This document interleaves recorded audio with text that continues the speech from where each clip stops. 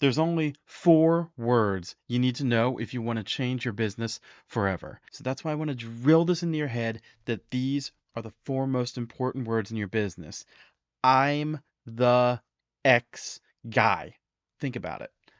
When you recommend someone to a friend, why do you recommend them? Who do you recommend? It's probably someone that you just know as the guy. Like, I've got a guy. For example, if you ask me who's the longevity guy, I just say Brian Johnson. I don't even think about it. I just think the crazy dude with the umbrella and the pale skin that's selling me snake oil, right? His olive oil is called snake oil. That's the guy. And if you ask me who's the flexibility guy, I say David Furin. Maybe I say Juji Mufu. I have like these people that the second you ask me, who's this guy? Or I want to learn about this, I just say, this is who I recommend immediately. And if you ask most people who the investment or the stocks guy is, they'd say Warren Buffett. And if you ask who's the real estate guy, a lot of people might say Grant Cardone or Robert Kiyosaki. There's just boom, boom, boom. You ask, who's this? It's this guy. And the same applies to products, businesses, everything, no matter how small. So when someone asks their friend, what do you recommend for my sore back? If you are selling something that helps with a sore back, you want them to say you. Like, you don't even want them to think about it. Just sore back? Yeah, that guy. And it's the reason most businesses throw away millions of dollars on these dumb TV ads that just never make any sense.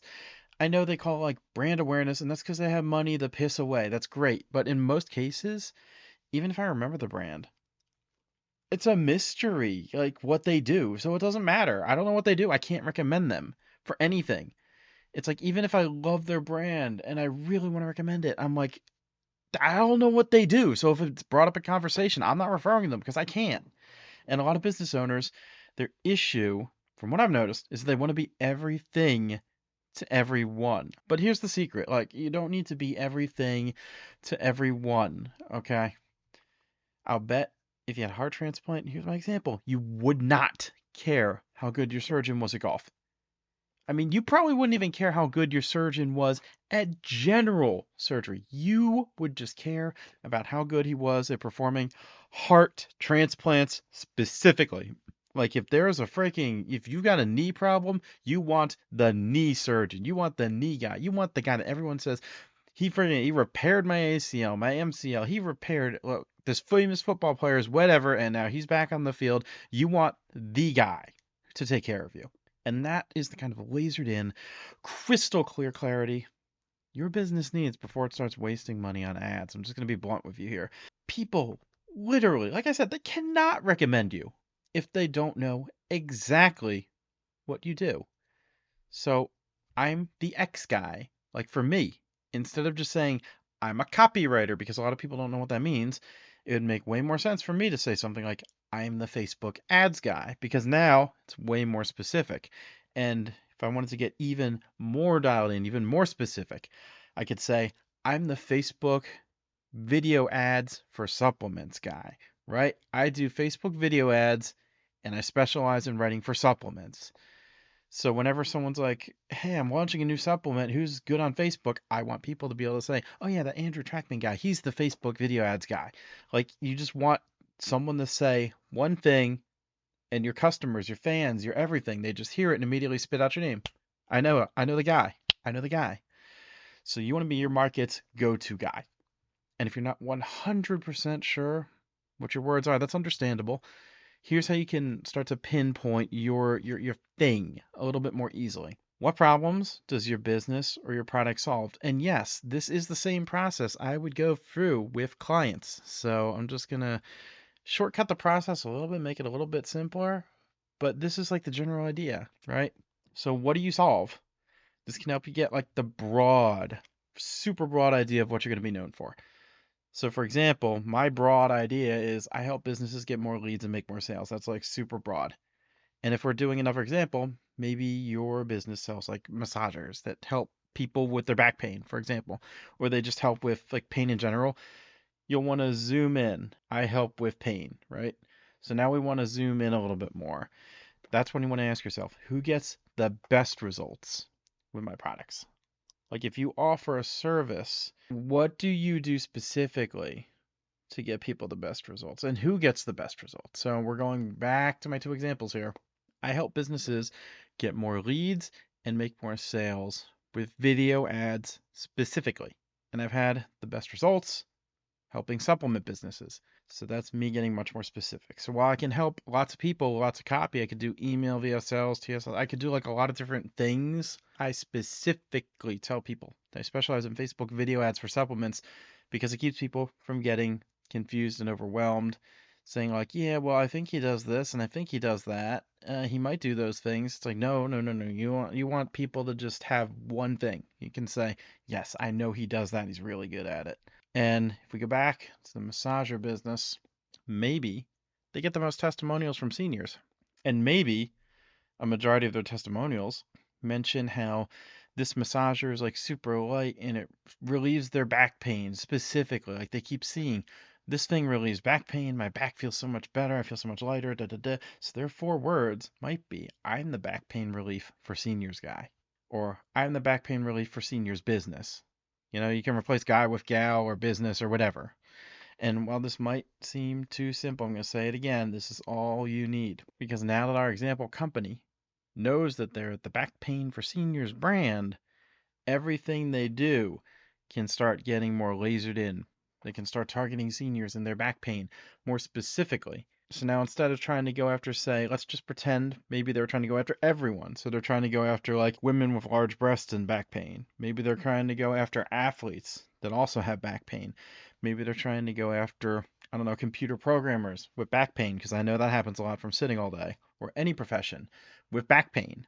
But then the problem is you're going to be competing in too many places all at the same time, and it's very hard to narrow down what specifically works for your market, what specifically appeals to them.